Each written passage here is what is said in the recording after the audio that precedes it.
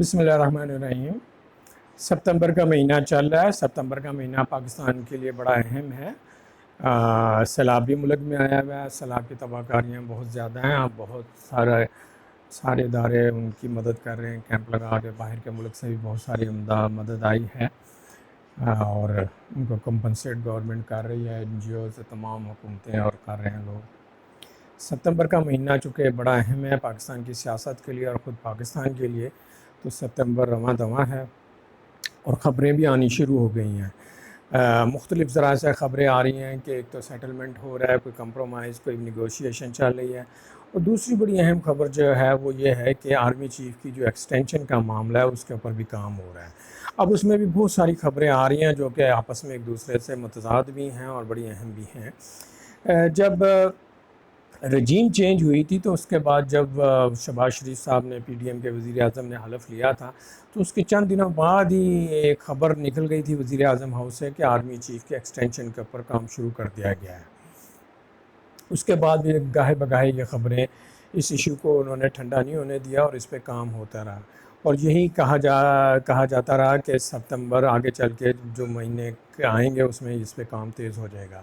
اب ستمبر کا مہینہ آ گیا ہے، چونکہ جو ریٹائرمنٹ کی ایج ہے وہ قریب آ رہی ہے۔ معزز آرمی چیف جو ہیں ہمارے، انہوں نے متعدد اوکیزن پہ خود یہ کہا ہے جب وہ طالب علموں سے ملے ہیں لمز میں اور دوسری جگہوں پہ، کہ وہ ایکسٹینشن نہیں چاہتے ہیں اور وہ جیسی ان کی مدت مکمل ہوگی وہ ریٹائر ہو جائیں گے اور جا کے اپنی پرسکون زندگی گزاریں گے۔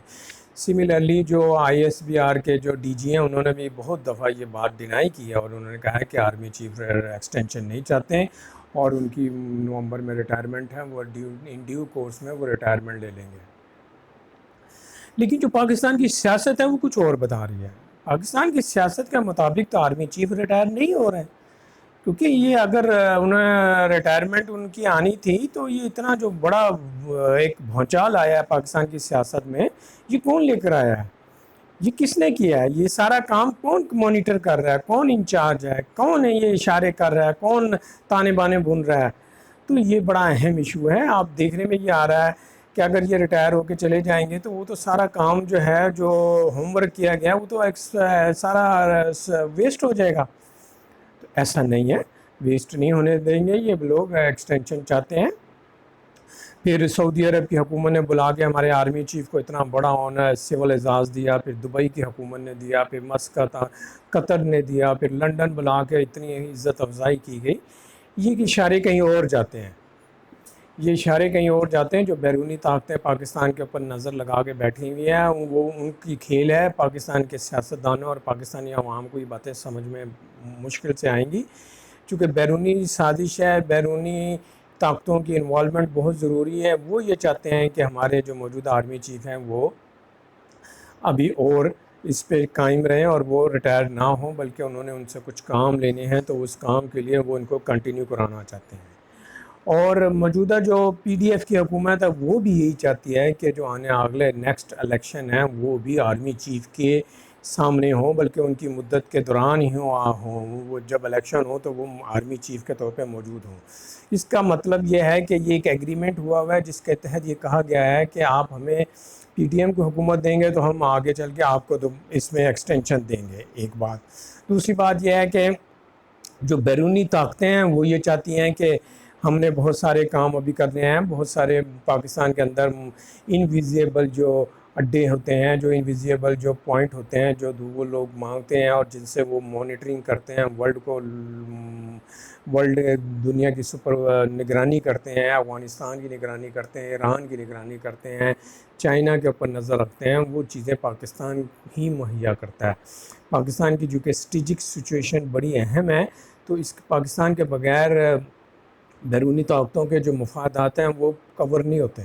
اس کے لیے ان کو ہر حال میں پاکستان کے اندر اپنی انوالومنٹ اور اس کے اندر اپنی جو اپنی پالیسی ہیں ان کو فالو کرنا پڑتا ہے۔ اس کے مطابق چونکہ انہوں نے چائنا کو بھی کاؤنٹر کرنا ہے، انہوں نے رشیا بھی اب بہت زیادہ تیزی سے آگے بڑھ رہا ہے، رشیا کے اوپر بھی نظر رکھنی ہے، وہ تو اس کارنر سے رکھنی ہے۔ سملرلی جو ایران اور افغانستان میں ہو رہا ہے اور جو دوسرے معاملات ہیں ان کو کرنے کے لیے پاکستان کے اندر ان کو بہت سارا کام ابھی کرنا ان کا باقی ہے، لہٰذا ان کا خیال یہ ہے کہ موجودہ آرمی چیف جو ہیں وہ اپنا کنٹینیو کریں۔ اب سوال یہ آتا ہے کہ وہ ایکسٹینشن تو آرمی چیف کی ہر حال میں ہونی ہے۔ یہ جو ذرائع نے کہا ہے کہ جو آرمی چیف نے خود مانا ہے کہ جی ہم جیسی مدت ملازمت پوری ہوگی وہ اپنے ریٹائرمنٹ لے کے چلے جائیں گے، یہ ایک فریب تھا جو کہ انہوں نے عوام کو کول ڈاؤن کرنے کے لیے کہا گیا تھا۔ اصل حقیقت یہی ہے کہ آرمی چیف باجوہ صاحب کو ایکسٹینشن دی جا رہی ہے۔ اب جو پوائنٹ ہے وہ یہ ہے کہ ایکسٹینشن ایک تو 3 سال کی ہوتی ہے جو کہ پہلے وہ لے چکے ہیں، دوسری کچھ ذرا یہ کہہ رہے ہیں کہ 1 سال کی ایکسٹینشن دی جائے گی، اور کچھ کہہ رہے ہیں کہ 6 منتھ کی دی جائے گی۔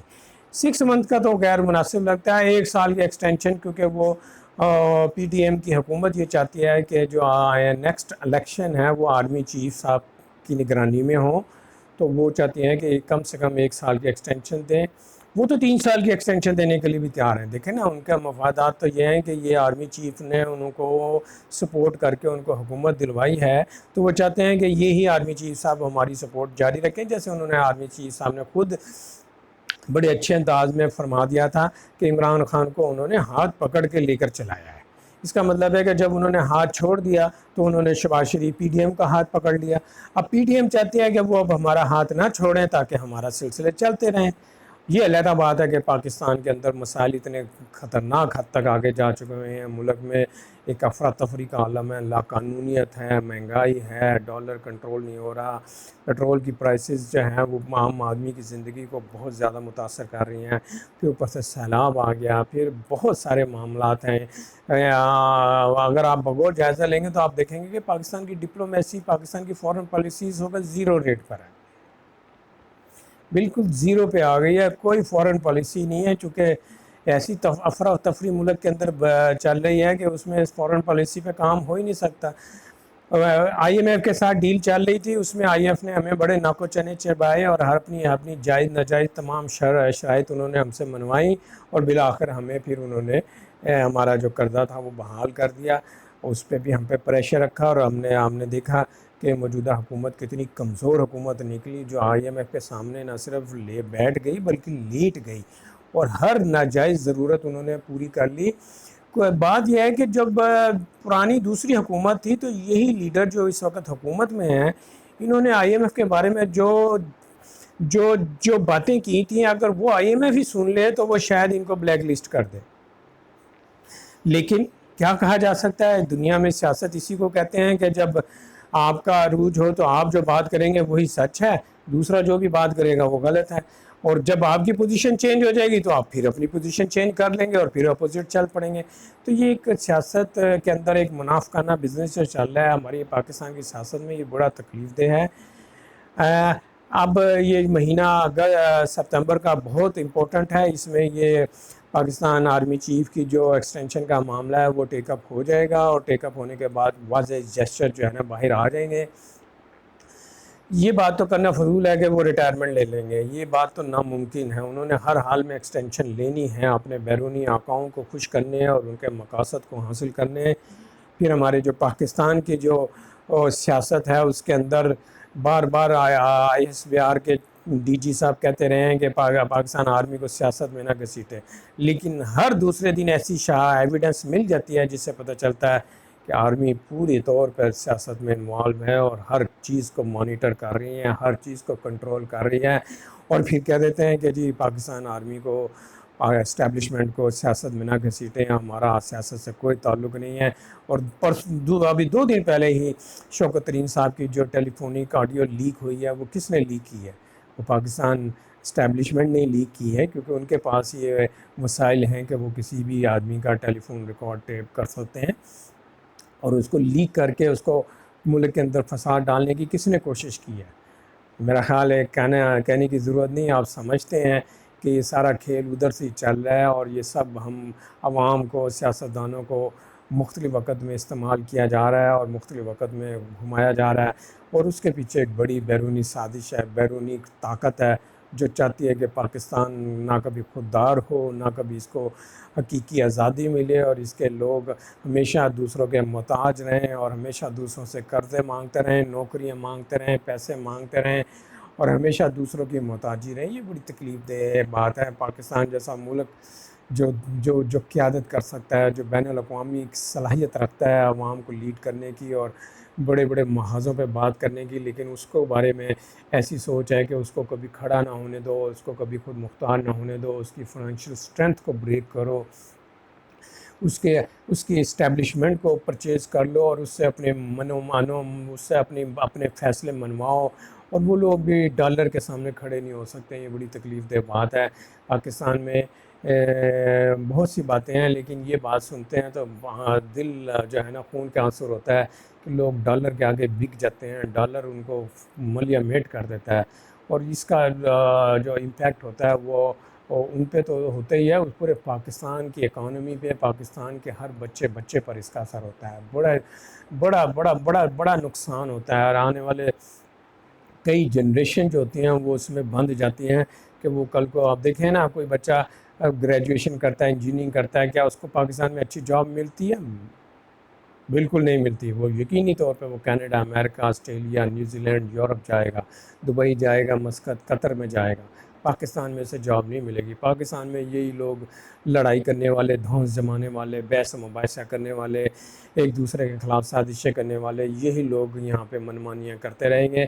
جتنی پڑھی لکھی کلاس ہے وہ باہر مائیگریٹ کر جاتی ہے, باہر جاب کے سلسلے میں چلی جاتی ہے, اور پھر وہیں پہ سیٹل ڈاؤن ہو جاتے ہیں کیونکہ ان کو قابل لوگوں کی ضرورت ہے, تو وہ قابلیت وہاں پہ ان کی چل جاتی ہے.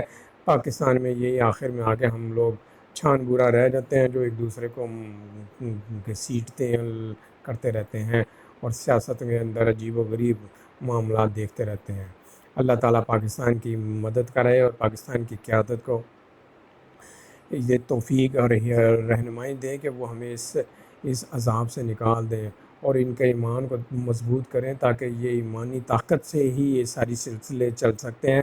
ایمان کی طاقت نہ ہو تو آدمی کی قیمت جو ہے نا وہ چند ٹکے رہ جاتی ہے, جو کہ آپ دیکھ رہے ہیں کہ یہاں پہ کیسے سب لوگ بک جاتے ہیں. اور پی ڈی ایم کے بارے میں تو مشہور ہے کہ ان کے بارے میں کہا گیا ہے کہ یہ ایک سیاستدان کی آپ قیمت لگا دیں تو دوسرا مفت ملے گا, اور آپ نے دیکھا کہ ایک سیاستدان کو خریدا گیا تو اس کے بدلے میں 13 سیاسی جماعتیں اور لیڈر مفت مل گئے ان کو. سوچنے والی بات ہے. اللہ تعالی ہم پر رحم کرے.